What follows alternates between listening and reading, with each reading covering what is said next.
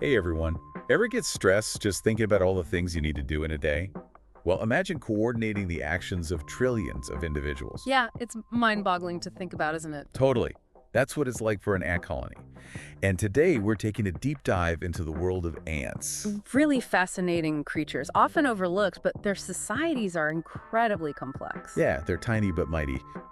So today we're going to explore just how these societies work, how they communicate, Their agriculture. and even zombie ants. It's going to be wild. It's true, ants are easy to overlook, but the sheer scale is amazing. A global population of 10 quadrillion individuals. Wow, 10 quadrillion. That's more than all the stars in the Milky Way. It is, and their combined weight actually exceeds that of all humans on Earth. That's incredible. But it's not just one massive mega colony, right? No, not at all. There's incredible diversity in the ant world. Over 14,000 different species thriving across every continent. Except Antarctica, of course. So in this deep dive, we'll uncover the secrets of these societies, their strange reproduction, their rigid social structures, and we'll even touch on zombie ants. We'll look at how they communicate, organize their labor, even how they've mastered farming. With brains the size of pinheads. Exactly. Okay, so let's start with something that's always fascinated me, ant reproduction. It's like a mix of sex, death, and cloning. It really is. So where do we even begin? Well, I think the most common and dramatic way is the nuptial flight. Okay, I've heard of that, but tell me more. So picture this. Winged males and females take to the sky all at once. A real mating frenzy. So like a big ant party in the air. You could say that. It's quite a spectacle. But here's where things take a dark turn. I have a feeling this isn't all romantic flights and happy endings. Not exactly. The males, sadly, die shortly after mating. They've fulfilled their purpose. Oh, wow. The females, though, they embark on a solitary journey. They land, shed their wings, and become queens, destined to spend their lives laying eggs. Quite the commitment. Wow. They rip off their own wings. That's intense. But not all ants follow this same script, right? What about the cloning you mentioned? You're right. Some species have worker ants that can also reproduce, which adds another layer of complexity. And then there's the Mycocyprus smithy ant, a species that's completely abandoned sexual reproduction. They only reproduce by cloning. So every ant in the colony is a female clone of the queen. Precisely. Wow. Wouldn't that lack of genetic diversity make them super vulnerable to diseases or even environmental changes? That's the big question scientists are trying to figure out. Cloning might have advantages in the short term, but long term, there are definite risks. Right, like putting all your eggs in one basket, genetically speaking. Exactly. It makes you think, what's driving these different reproductive strategies in the first place? The diversity of the ant world is truly incredible. Totally. And it's amazing how adaptable they are. Okay, so we've talked about reproduction. Let's get into the heart of the colony. Yeah, let's dive in. How does an ant colony actually function? What's the secret to their efficiency and coordination? It's like a well-oiled machine. Well, inside, you'll find a very rigid hierarchy Uh-huh. and a super specialized division of labor. Each ant plays a vital role in the success of the colony. Right, and at the top of this hierarchy sits the queen. Exactly, surrounded by her court of worker ants that take care of everything. So it's like a tiny kingdom with the queen at the center. But how do these worker ants know what to do? Do they have like a little ant instruction manual? Not exactly. They communicate mainly through pheromones, Pheromones, those are. chemical signals they release. Ah, got it. So it's like their language, but instead of words, they use scents. That's a great way to put it. They Mm. use these pheromone trails to guide them to food, I see. warn of danger, and even help recognize nestmates. It's a whole system of signals. And they're doing all this with brains the size of a pinhead. It really is amazing. But it's not just communication they're good at. They have exceptional memories, too. Really? How good are we talking? Like, can they remember where they parked their ant car? Haha, well, maybe not that advanced. But foraging ants can remember complex routes to food sources and even the time of day that food becomes available. So they have their own internal clocks and GPS systems. You could say that. That's incredible. But what about those times when their systems fail? Like with the death spirals we mentioned before, what happens there? Ah, yes, the death spirals. A chilling example of when their communication system goes wrong. Yeah, so what causes these spirals and what are the consequences? I'm all ears. Well, let's delve into that. So in these death spirals, a group of ants gets stuck, following their own scent trail, going round and round in a circle. Oh, wow. So they're basically trapped by their own communication system. Exactly. They just keep marching, reinforcing that loop with more pheromones. The problem is they can't break free. And then what happens? More and more ants get drawn in, following the scent blindly, until eventually they die of exhaustion, trapped in this endless loop. That's a pretty terrifying way to go. It's like their biggest strength, that reliance on pheromones, becomes their downfall. It is. And speaking of vulnerabilities, let's talk about another chilling phenomenon: zombie ants. Oh yeah, you mentioned that earlier. It sounds straight out of a horror movie. It kind of is. There's this parasitic fungus called Ophiocordyceps. It infects ants and takes over their behavior. It's really horrifying. Okay, you've got my attention. Tell me more.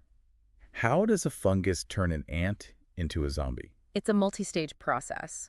First, the fungal spores infect the ant. They penetrate its exoskeleton and get inside its body. So it's like an alien invasion, but on a tiny scale. Yeah, kind of. As the fungus grows, it starts releasing chemicals that hijack the ant's nervous system. So the fungus is basically taking control of the ant's brain. That's creepy. Exactly. It forces the ant to climb up to a specific spot, usually pretty high up, like on a plant stem. Boy, there. You'll see.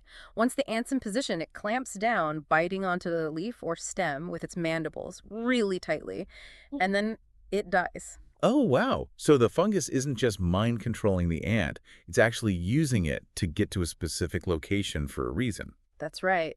You see, the ant dies in this position, clamped on, and then the fungus bursts out of the ant's head. No way. Yeah, pretty gruesome. And then it releases its spores into the air to infect more ants. That's a pretty clever, albeit horrifying, strategy for survival. It really highlights the power of those parasites in nature. It does. It's like an arms race out there. Constant battles for survival.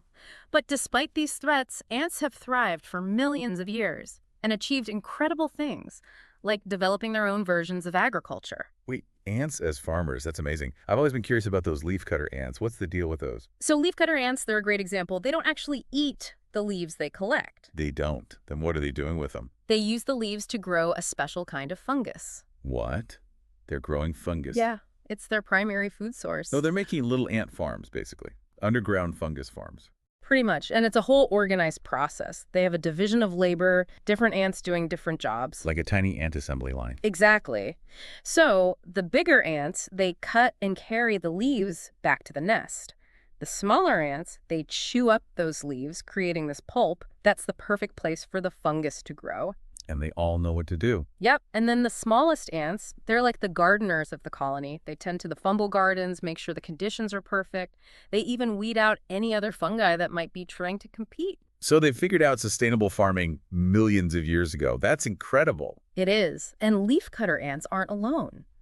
Some species cultivate other types of fungi. Some feed on yeast.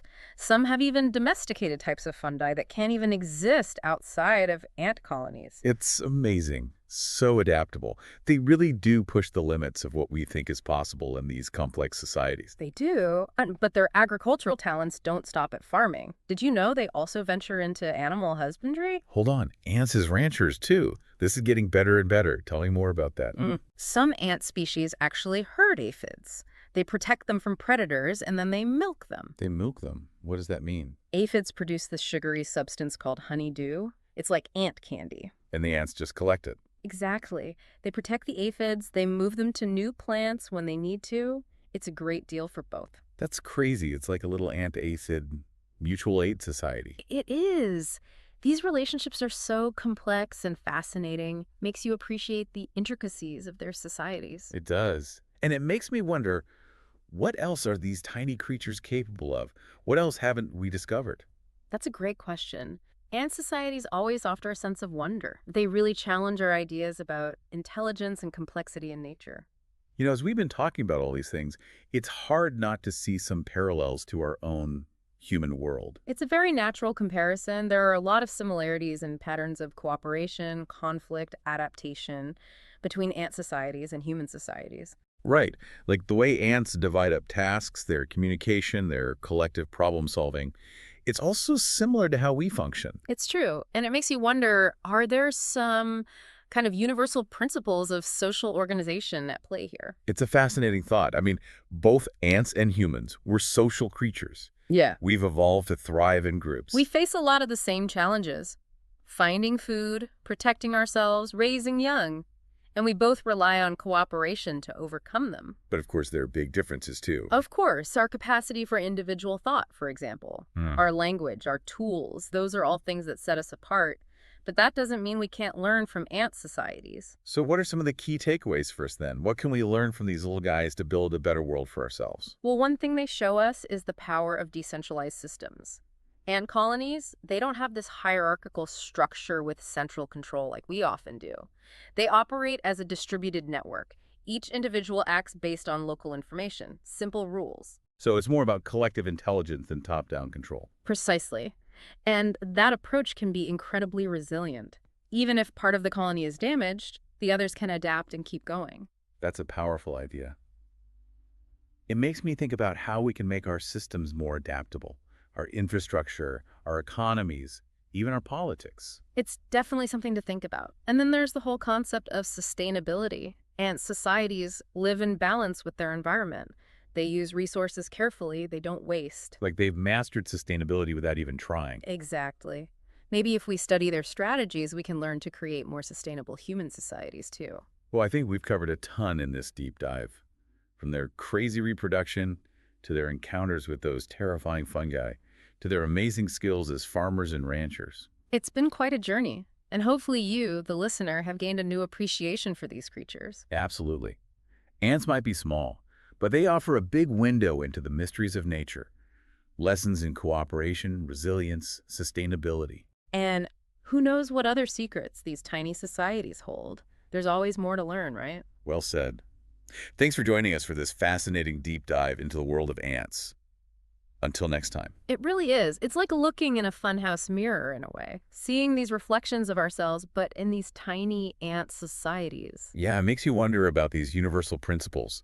If some of these social patterns just repeat, no matter the scale. And it makes sense if you think about it. Both ants and humans, we evolved in groups. We're social creatures. Right, we face similar problems. Finding food, staying safe, raising kids. And we both rely on cooperation to solve those problems. It's a winning strategy. Totally. But of course, we humans, we like to think we're pretty special. Of course. We have this capacity for individual thought, language, tools. Absolutely. Those are huge differences. But even so, do you think there are things we can learn from ants? You know, to actually help us build a better world for ourselves? Oh, definitely. One big takeaway, I think, is this idea of decentralized systems. Okay, what do you mean by that? So ant colonies, they don't have this strict hierarchy like we tend to have. No one person calling all the shots. It's more like a network. Every ant acting on local information with these simple rules. So more about collective intelligence than top-down control. Precisely. And that can make them incredibly resilient. Part of the colony gets damaged, the others just keep going. Adapt, no problem. That's amazing. It makes me think, what if we could design our systems that way? To be more adaptable, like our infrastructure, our economies, even our governments. Interesting ideas. And then there's the whole concept of sustainability. Ant societies have figured out how to live in balance with their environment. No overconsumption, very little waste. Like they're the ultimate minimalist. In a way, yeah. Maybe by studying them, we can figure out how to live more sustainably ourselves. So much to learn from these tiny creatures. Well, I think we've covered a lot of ground today. We have. From their crazy reproduction to those zombie ants, their amazing farming and ranching skills. What a journey. It really has been. Hopefully our listeners have come away with a new perspective on these amazing creatures. I think so. Ants might be small, but they hold big lessons. About cooperation, about resilience, about living sustainably. It's all there in these tiny societies. Amazing, isn't it? It is. Thanks for joining us on this deep dive into the world of ants. It was my pleasure. And until next time, keep exploring.